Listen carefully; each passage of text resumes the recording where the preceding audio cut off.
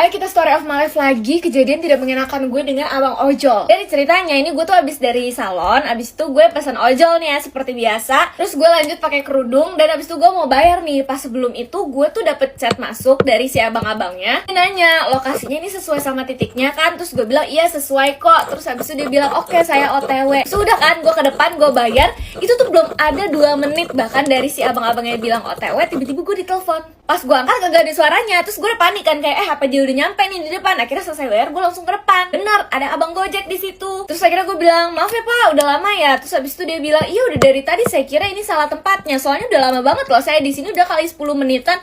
Hah, gue bingung. Ini perasaan dia baru bilang OTW 2 menit lalu. Dan bahkan gue cek juga titiknya dia ke titik gue itu lumayan jauh. Jadi kayaknya gak mungkin nih, gak mungkin. Di situ gue kayak ya udahlah kita berangkat. Nah di perjalanan gue sempat buka aplikasi Gojek gue, terus gue lihat kok ini nggak dijalankan perjalanan ya, nggak dimulai gitu perjalanannya. Tampilannya tuh masih tampilan gue kayak lagi nunggu Gojek gue nyampe, driver gue nyampe, belum dimulai. Tapi dengan sok taunya lagi gue mikir oh mungkin lupa kali ini abang-abangnya. Jadi gue yang penting gue udah di atas motor ya kan. Pas nyampe setengah perjalanan tiba-tiba chat dari aplikasi Gojek, kak di mana ya, saya udah di depan salon bla bla bla. Lah kan gue udah di atas motor, ini siapa yang ngechat gue bingung. Sebelum gue buka, gue langsung tepuk si abang yang lagi gue naikin. Si abang-abangnya yang motornya lagi gue naikin ini, pak maaf ini atas nama Yasmin bukan ya? Terus habis itu dia minggir, iya bener kok ini ke jalan bla bla bla bla. Lah iya bener. Terus gue langsung buka aplikasinya, ternyata gue 2 kali mesen. Udah akhirnya karena gue kan emang selalu bayar pakai e-wallet, jadi akhirnya gue bilang nih ke si abang-abang yang udah ada di depan salon tadi, gue bilang ya udah pak, akuin aja perjalanannya. Saya kepencet 2 kali pesennya. Tapi lu tahu abang-abangnya bilang apa ke gue? Ini gimana sih? Saya udah jauh-jauh loh kesini.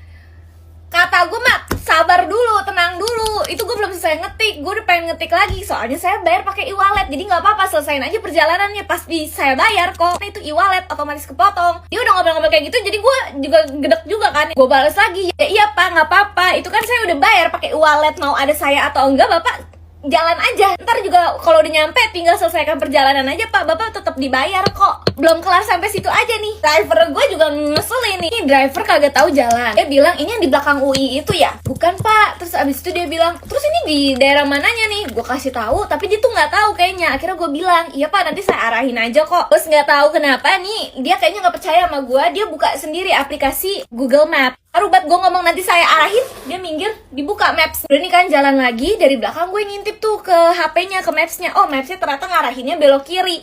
Gue tuh lebih sering belok kanan karena itu lebih cepet, jalan pintasnya gitu lah, jalan tikus. Akhirnya gue bilang, pak ini nanti belok ke kanan aja, soalnya lebih cepet. Gue bilang gitu. Terus dia gak percaya, ke kanan, ini Maps-nya ke kiri. Kira gue bilang lagi, iya pak, lebih cepat ke kanan, saya biasanya lewat kanan. Gue bilang gitu. Dari ke kanan, lu tau dia ngomong apa? Ini yakin nih lewat sini. Kok kayak jauh banget sih ini? Salah kali nih. Mohon maaf pak, bapak kan kagak tahu jalan. Kenapa bapak bisa bilang kok kayak jauh banget?